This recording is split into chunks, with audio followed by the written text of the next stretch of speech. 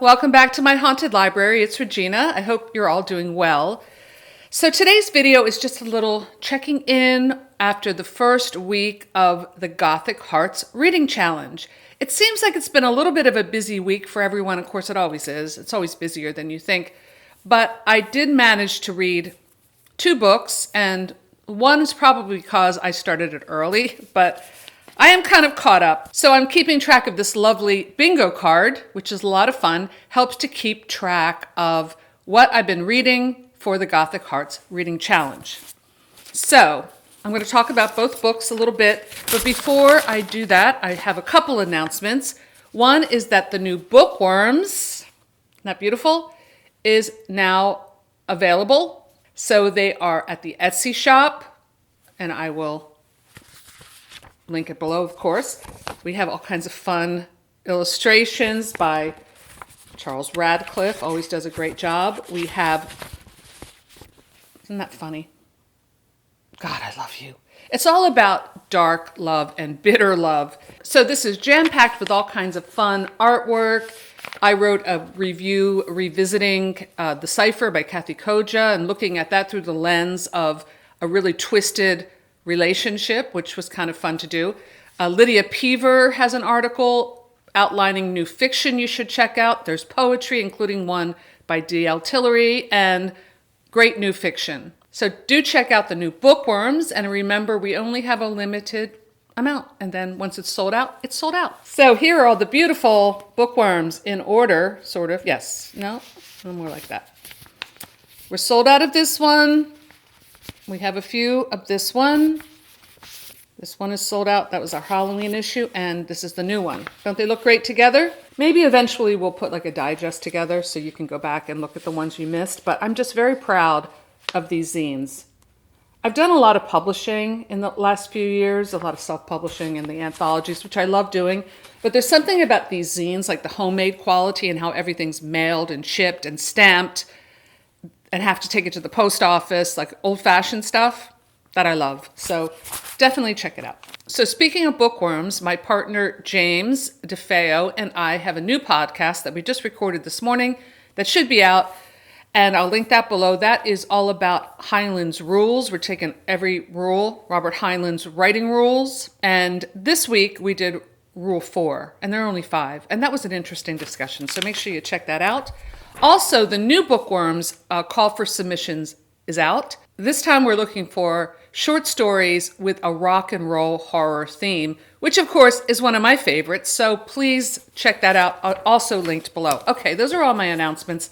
I didn't get an email today, although I'm hoping to get a few Valentine's cards, or at least Batilda always gets a few, so we'll be checking those out. So what did I read? All right, so let's get to it.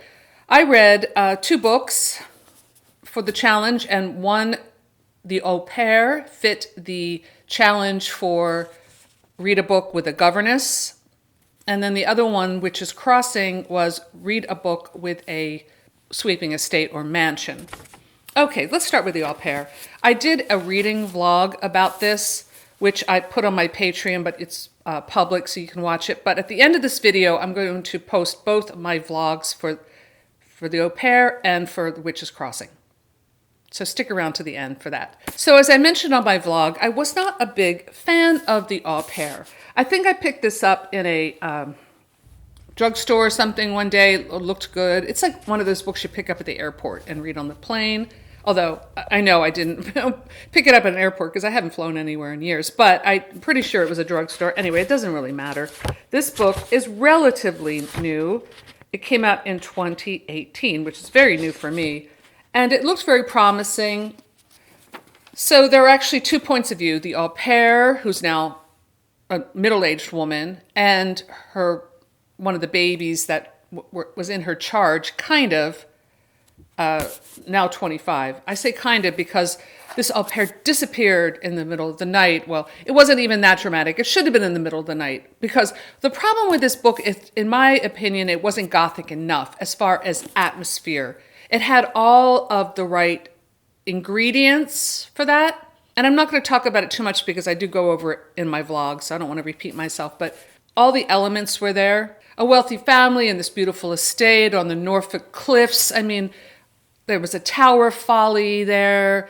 The mother had fallen tragically to her death. So all of these wonderful, like, dark shadows, Gothic elements, without any kind of Gothic atmosphere, if that makes sense. I felt like this book was not willing, this author was not willing to really go deep into the genre. And I've seen this with the more modern Gothics, and I think part of the problem is they're afraid to have the Gothic heroine. And the Gothic heroine is not always this like weak, virginal character, not at all. But she has strength, but it's an inner strength. It's not so much a girl power kind of strength, if that makes sense. It's more of a sense of a strength of character and conviction. And both of these heroines in this, or protagonists, if you want to call them that, in this story, were kind of the same character. They're both very weak in the worst kind of sense, women. For example, the Oper has, and I'm giving out a little spoiler here, the Oper, I don't even forget her name. It's terrible. I can't even remember her name. That's how memorable she was. But she has this one-night stand fling with the father of her charge. So already that's like a pretty heavy thing to take place in a book. I mean, I would think, right? Pretty heavy. You think that there would be like a big build up to that. Like in a V.C. Andrews book, that would be a major event. In this book, it was kind of like, yeah, well, we slept together and, it wasn't a big deal. Really? I think it's a big deal. And then that is part of a chain of events that you could probably guess what happens there. But yeah, the more I think about this book, the more I really disliked it. And I am glad I read it because I don't read a lot of new fiction. In fact, I've gotten that comment before. Regina, why do you always read old stuff? You don't review like newer work. Well, a lot of times it's because when I dip into it, I don't like it. So I tried. Anyway, that's my little, I feel very bitchy when complaining about it. I mean, some newer writers do that style really well, like Gillian Flynn, is that Gone Girl and Sharp Objects. I don't know if you would really say that. I guess it was pretty considered kind of Gothic. She does it well. She's not afraid to really go deep into the genre. So no, this was more like a thriller that wasn't that thrilling, and I didn't really care about the characters. And it was really long, 400 pages, although I did read it fast, so it wasn't like it was okay. I gave it 2 stars, or 2.5 stars. Anyway, moving on to something much better. So again, when I dip into the older stuff, and maybe it's just because I'm old, I don't know, but I just love it. It just is much more my speed. Anyway, I'm not going to apologize anymore. This is Witch's Crossing by Florence Stevenson. I'm going to go through my shelves and see if I have any other Florence Stevenson books because I absolutely love this. I didn't give it 5 stars. I gave it 4 because I thought the ending didn't quite live up to what I was hoping for, but so what? It was really, really good. So this book was written in 1975. And it's a short read, like a lot of these Gothic books from this era, the pulp Gothics, under 200 pages. It zipped by. And it was great. It was so well written and so great. I'm just going to give you an example of what I mean when I say well written. That really captures the spirit. In fact, I'm going to do this. I'm going to read a sample from this book and a sample from this book. Now, you may completely disagree with me, which is absolutely up to you. It's always a matter of opinion and taste. But let's just compare, just for fun. Okay, so this is the beginning of part 2 in the book, where our heroine, Clarissa, here she is on the cover, running away from the house. She is, the stakes are so high in this book. And that's another thing I love about it. Where this, I feel like the characters are just more like neurotic. This woman has real problems. Her, just in brief, her parents die from like Spanish flu or the grip or something. It takes place in Massachusetts. Her little sister, younger sister, is just a couple years younger. She's a teenager, 16 years old. Or no, she's 18 at the time. The sister is on her deathbed. She needs care. And Clarissa is completely destitute. The beautiful home that she grew up in is being sold to creditors. She's in financial ruin. She has no options. And the love of her life, Jared, is Caldwell, a rich young man, went to Italy to study architecture, and they promised to wait for each other, but she hasn't heard from him in 6 months. So she goes to see her father, who is this prominent lawyer, and he's handling her estate. He gives her the bad news about how she has no money, everything's been sold. And not only that, but the love of her life, I hate to tell you this, but he got married to a countess in Italy. So he's not waiting for you. So she falls into a dead faint, of course, but when she revives, he offers her a solution to her problem by agreeing to, or offering to marry her. So, and he's, I guess his wife, they got divorced, I think. The wife left or something. Anyway, the father and son hate each other. So is she being used in their little tug-of-war game? There's a lot going on. Anyway, after thinking about it, she decides in order to save her sister, she's going to sacrifice herself. It's like when Scarlett married Mr. Kennedy, you know? It's like she's got to save Tara. Well, she's got to save her sister. She makes that decision at the end of book 1. And then book 2 is her coming to her new home. And here's a nice little description. The wind was moving through the trees like a beast of prey, and the sky, seen through the silhouette of the bare branches, was an iridescent blue filled with immense pale gray clouds edged with sunlight. I saw the profile of an angel in one, but even as I looked, it turned into a leopard's maw, open and snarling. At that moment, the carriage bearing my husband, my sister, and myself home from the railroad station rounded a bend in the driveway, and I saw the leopard cloud poised directly over the chimneys of Caldwell's Crossing. So we have this very ominous metaphor happening in the sky, and you know things are going to be bad. Now you could look at that piece of writing and say, oh, it's over the top. That's what I love about it, and that is the Gothic style. Okay? Now on to the Oper.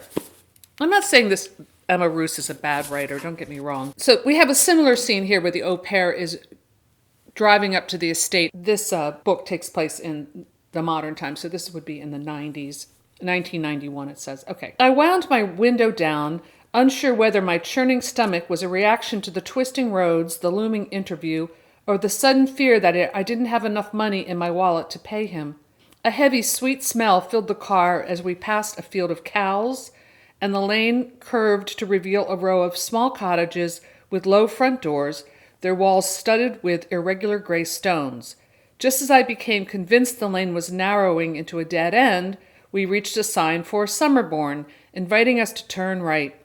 The driveway widened into an oval of garden gravel in front of the most entrancing house I had ever seen.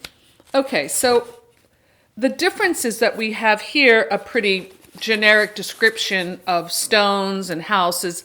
Here we have an angel turning into a leopard in the sky about to devour the house. So yes, overwrought, over the top, that's the Gothic style. And this, a pretty just bland 400-page novel. That's not that interesting. Okay, so that is my assessment of those two books. I started reading the next book, which is the exotic location, and it's called Black Orchids. I only read the first couple chapters.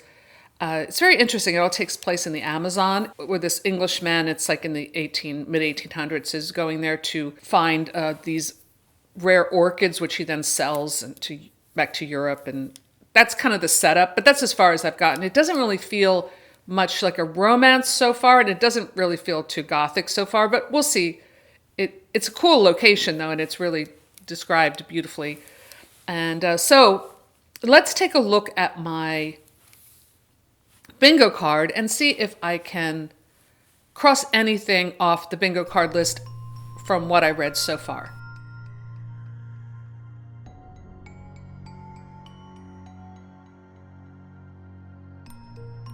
Well, so that was fun, and I'm looking forward to continuing to read for the month of February, all kinds of Gothic stories. And look, I just love reading. So whether it's reading something I really enjoyed or something that wasn't something that I loved, at least I read it and I know that book now. Not everything's going to be a home run as far as reading, and anytime I read something that's a little newer, I do feel a little better about myself, so at least I tried.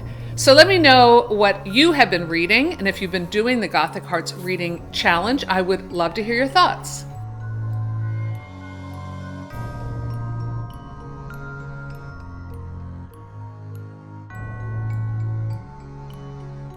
So that's all I have for today. Thanks for stopping by my haunted library, and do stick around for my reading vlogs.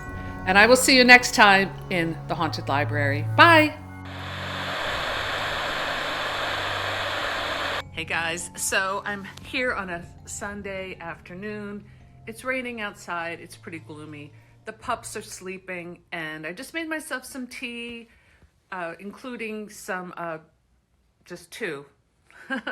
I'm limiting myself to 2 Girl Scout cookies because I didn't have crumpets or scones, but I actually got a head start on the reading for the Gothic Hearts Reading Challenge. I started a week early because I finished my V.C. Andrews books, and I wanted to start this book because I thought it would take me a long time to read, but actually, because it was kind of long, 400 pages, but it's long for me. But it turned out to be a pretty quick read, but unfortunately not a very good read. And this is the Opir by Emma Rous. I believe this was one of her first book. It had a lot of promise because it's about, well, it fits the governess prompt.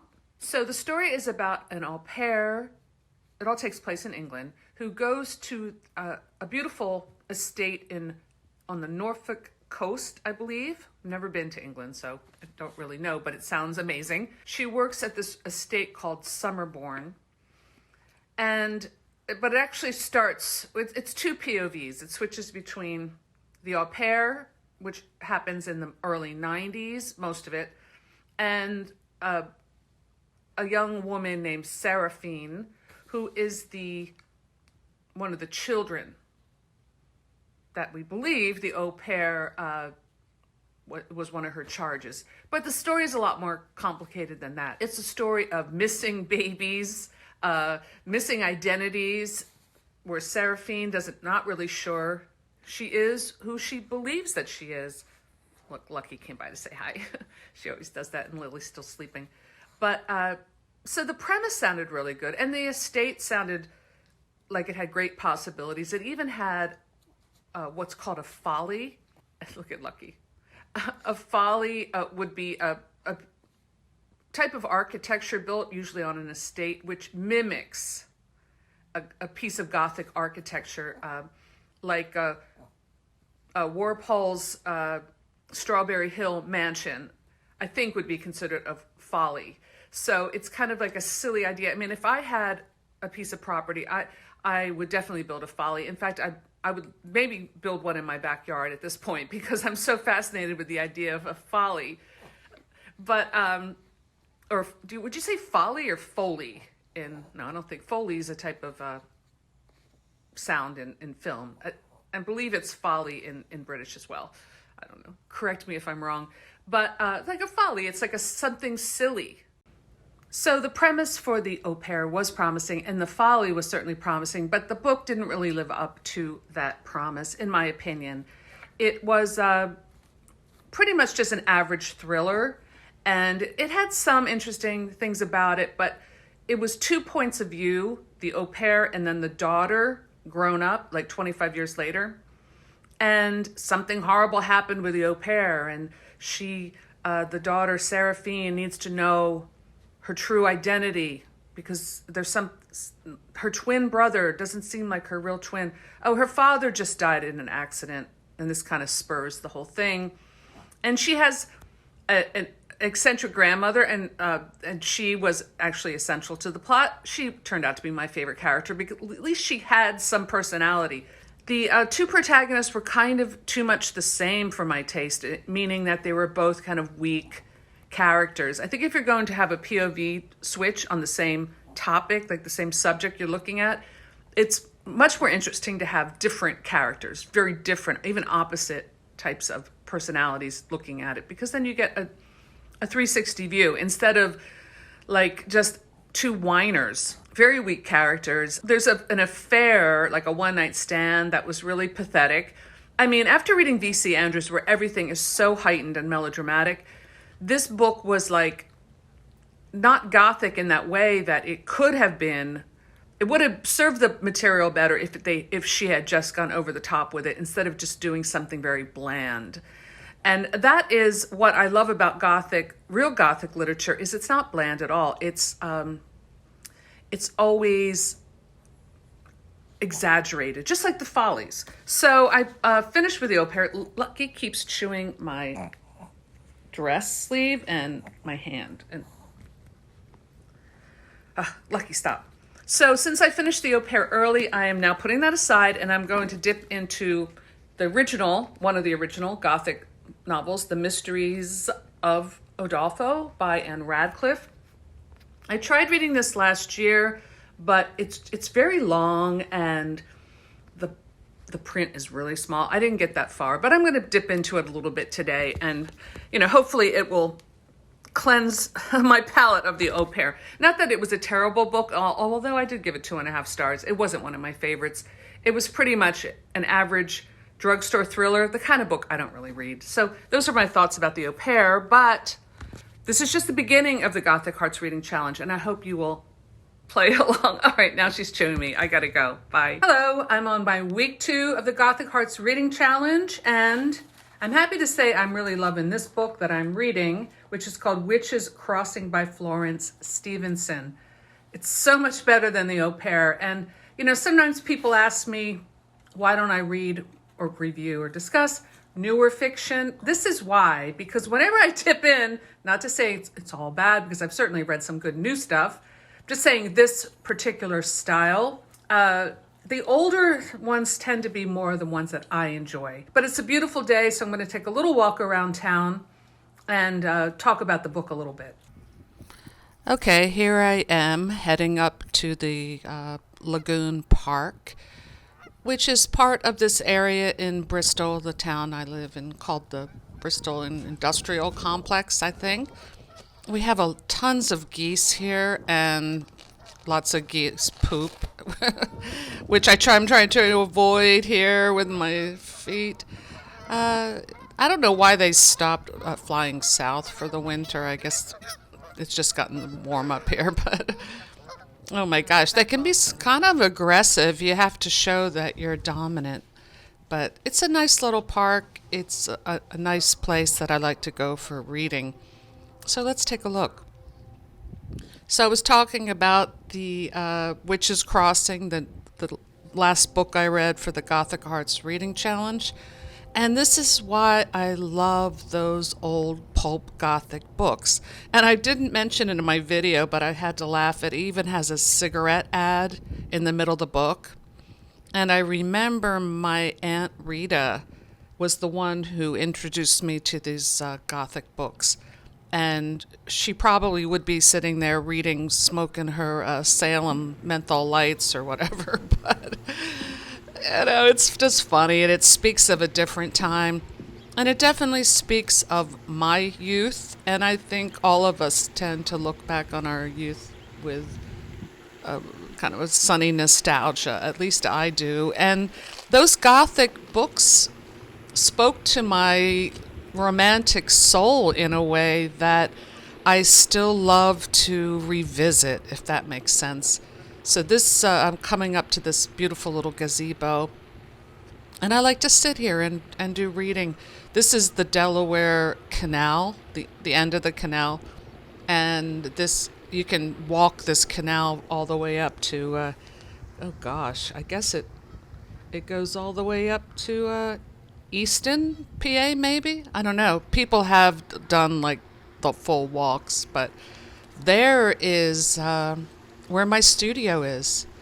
This is an old industrial building. It's a kind of iconic building for the town, and I'm lucky to have a space in there. Not in the tower. I would love that. That would be perfect.